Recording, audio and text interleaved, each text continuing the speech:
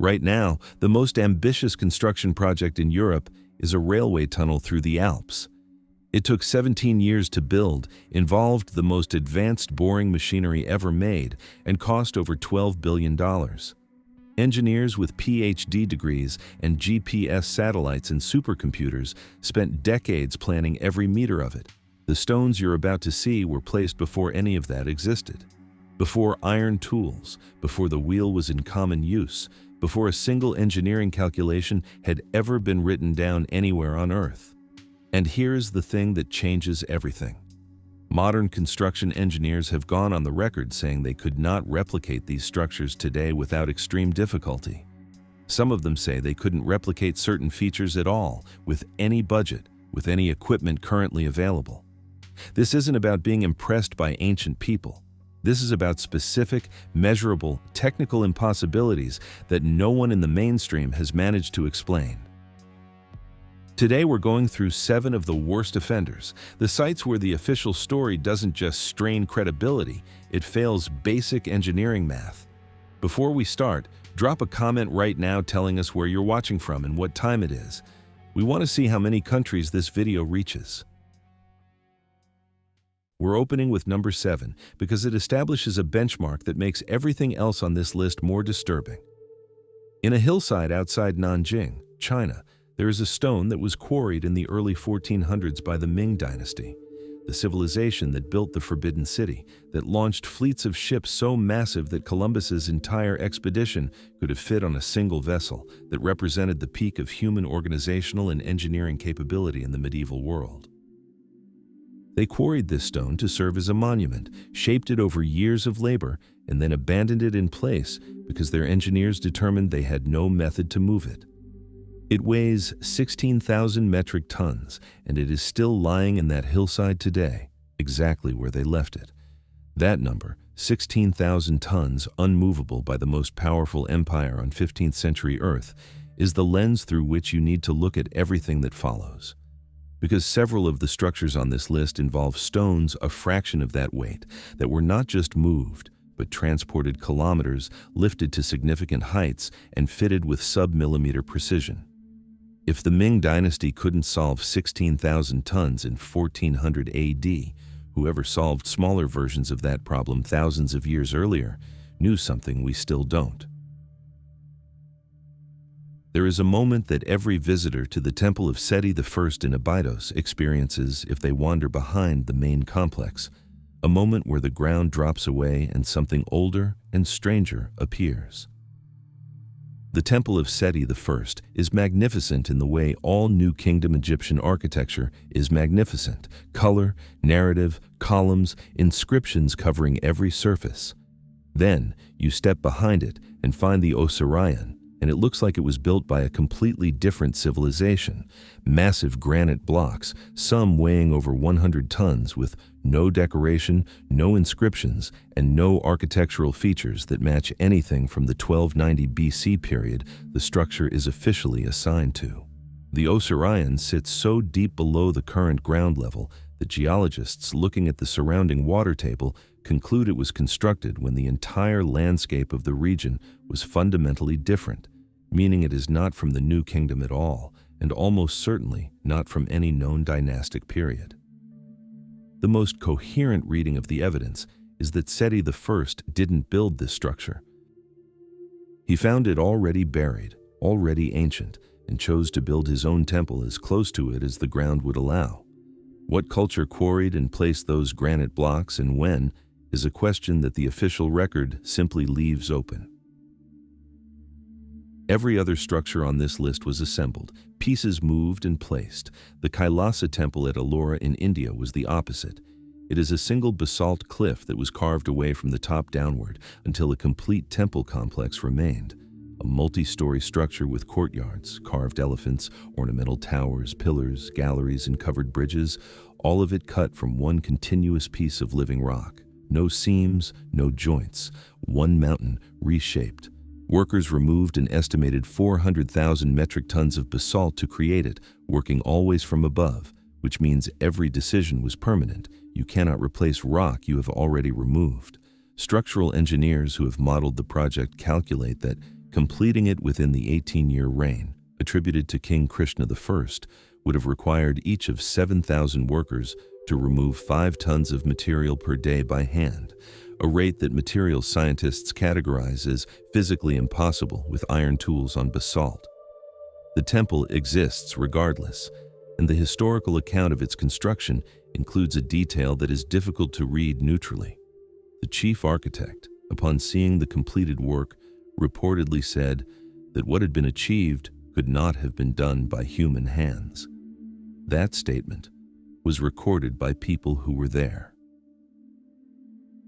The Spanish who conquered Cusco in 1533 were systematic destroyers of Inca culture, and they were thorough about it. Temples pulled down, gold stripped, sacred objects melted. But at Coricancha, the most important temple in the empire, they encountered a problem with the foundation walls that they never solved. They built their own cathedral directly on top, and when earthquakes struck the city in 1650 and 1950, the Spanish church cracked and came apart both times, while the Inca stonework beneath it held without moving. The material is andesite, among the hardest stones that occur naturally, and the cutting precision in those walls should not be achievable with the bronze tools the Inca possessed. The hardness ratings simply don't permit it. The interior corners are geometrically perfect right angles. The exterior walls follow a continuous curve. The interlocking grooves and recesses in the stone are, in the description of machinists who have studied them, consistent with the output of milling machinery. Not reminiscent of it, consistent with it. No replication experiment has produced comparable results in andesite with hand tools, and the question of what process created these surfaces has never been answered. If you're finding this as unsettling as I do and you haven't subscribed yet, do it now. Every week we cover the parts of history that don't fit the accepted version, and there's a lot more ahead. Hit subscribe and like this video so other people can find it. Still in Peru, because Peru demands it, the walls of Saksaywaman above Cusco are built from stones weighing up to 360 metric tons, and the defining feature isn't the weight, it's the geometry. Every block is a unique irregular polygon, some with more than 12 distinct faces, and each face is cut to match precisely the faces of every neighboring block, with no mortar, no gap, and no tolerance for error. The fit is tight enough that a sheet of paper laid against any joint will not slide in. Engineers who have studied the wall describe the fundamental problem this way. Achieving this kind of three-dimensional interlocking precision requires simultaneous measurement and adjustment along multiple axes, and there is no known technique using tools available to the Inca that produces this result. None of the controlled experiments attempting to replicate it have succeeded. When the Spanish asked the Inca directly who built Saksaywaman, the answer was consistent. The Inca said they didn't build it, that it existed before them, constructed by people they described as giants from an earlier age.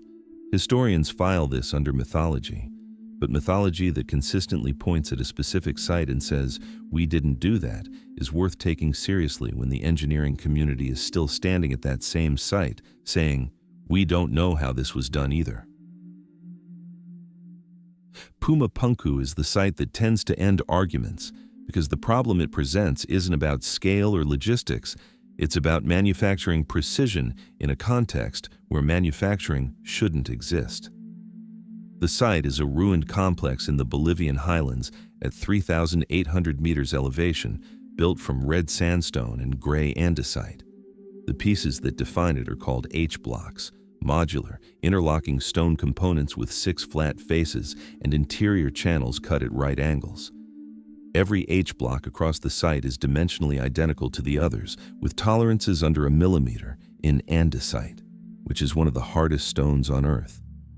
Machinists who have examined these blocks professionally describe the consistency as characteristic of CNC manufacturing, the kind of repeatability that comes from a computer controlling a cutting tool, not from a craftsman working by hand. There are also interior channels on some blocks with rounded corners at the base, a profile geometrically impossible to produce with a chisel, because a chisel has no mechanism for reaching the curved interior of a channel. This feature is produced by rotating cutting equipment. The people credited with Puma Punku had no iron tools, no wheel, and no written language, and the stone came from 90 kilometers away across a lake.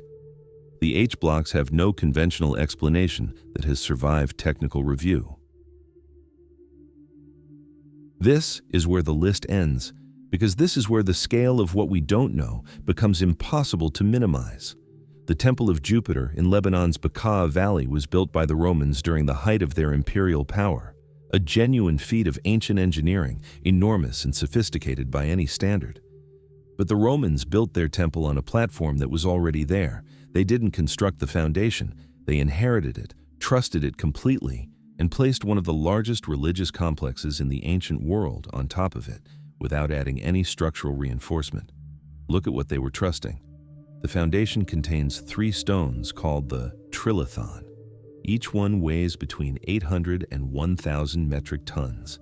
Each was quarried about a kilometer away, moved across uneven ground, and set into a load-bearing wall at a height of 7 meters, with joints so tight that the Romans, the greatest engineers of their age, saw no need to improve them over centuries of use. Every serious engineering analysis of what it would take to move and position a single one of these stones arrives at the same conclusion. The process would require infrastructure leaving substantial archaeological evidence, and none exists. No ramps, no tool marks at appropriate scale, no records. A 4th stone remains in the nearby quarry, the stone of the pregnant woman, estimated at 1,650 tons, cut, prepared, and never moved. Nobody moved it then. Nobody has moved it since. The people who quarried it clearly intended to place it alongside the others, and something prevented them. We don't know what stopped them. We don't know who they were or when they lived. We don't know the method by which the 3 Trilithon stones were placed at 7 meters with the precision the Romans then built an empire's greatest temple upon. We have the stones, we have the measurements, we have the testimony of modern engineers, and we have no answer. 7 sites, 7 open questions, 7 places where doing the actual math produces the same uncomfortable result.